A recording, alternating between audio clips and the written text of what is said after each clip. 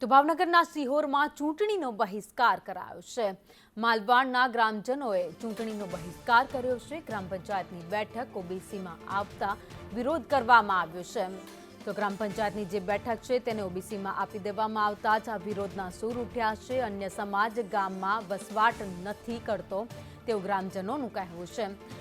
100 વર્ષથી એક જ સમાજના લોકો અહીં વસે છે। વહીવટદારનું શાસન રાખવા માંગ ગ્રામજનોએ કરી છે।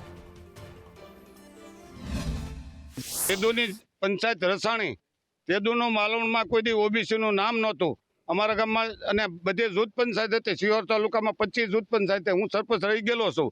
અમારા ગામમાં કોઈ દી ઓબીસી હતી ને આ ઓબીસી ક્યાંથી આવી એનો અમને વિરોધ છે। અમારે વિરોધ કરવો છે ને અમારે છે ને વહીવટદાર છે બાકી અમારે ચૂંટણી નથી થવા દેવાની ઓબીસીની। કેટલી વસ્તી છે? વસ્તી 320 265 મતદાન છે। હાલના તબક્કે તો જ્યારે આ સરપંચની ચૂંટણી આવી છે એ સમયે અમારા ગામમાં જ્યારથી ટૂંકમાં ગ્રામ પંચાયતની શરૂઆત થઈ છે ત્યારથી આજ સુધીમાં મતદાર યાદીમાં એક પણ બીજી કોઈ એસસી એસટી ઓબીસી કોઈ પણ કાસ્ટનું વોટિંગ છે અને એને ગામમાં બીજી કોઈ કાસ્ટ એક પણ ઘર રહેતા પણ નથી।